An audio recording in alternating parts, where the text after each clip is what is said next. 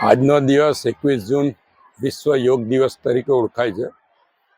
સમગ્ર દુનિયામાં આ યોગ દિવસ તરીકે ઓળખાવવામાં આપણા વડાપ્રધાન નરેન્દ્રભાઈ મોદીનો મુખ્ય રોલ રહેલો છે।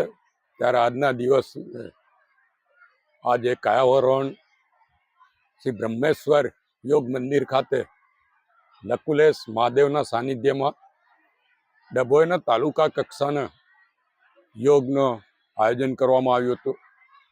મોટી સંખ્યામાં ગામના આગેવાનો, તાલુકાના આગેવાનો અને વિદ્યાર્થીઓએ આમાં ભાગ લીધો।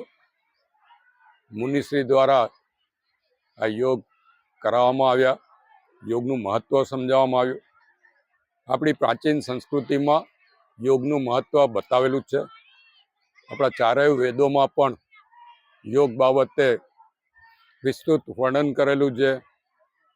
યોગ દ્વારા એકાગ્રતા સાથે જ શરીર અને મનમાં આવતા વિકારોનો નાશ થાય છે।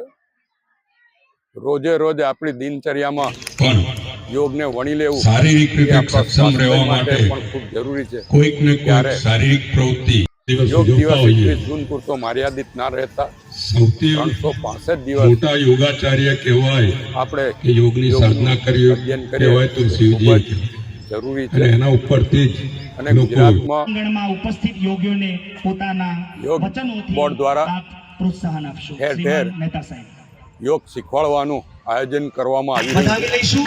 ખૂબ છે ખૂબ અને એના જ કારણે ગુજરાતમાં સૌથી વધુ યોગ પ્રત્યે જાગૃતિ આવી છે। સરકારનો, યોગ બોર્ડનો અને આજના આ યોગ દિવસે યોગના આ કાર્યક્રમમાં ભાગ લેનાર તમામને અભિનંદન આપું છું, શુભેચ્છા પાઠવું છું અને આ જ રીતે રોજ વિદ્યાર્થીઓ યોગ દ્વારા પોતાનું શારીરિક અને માનસિક સ્વાસ્થ્ય સુધારા કરે એવી અપેક્ષા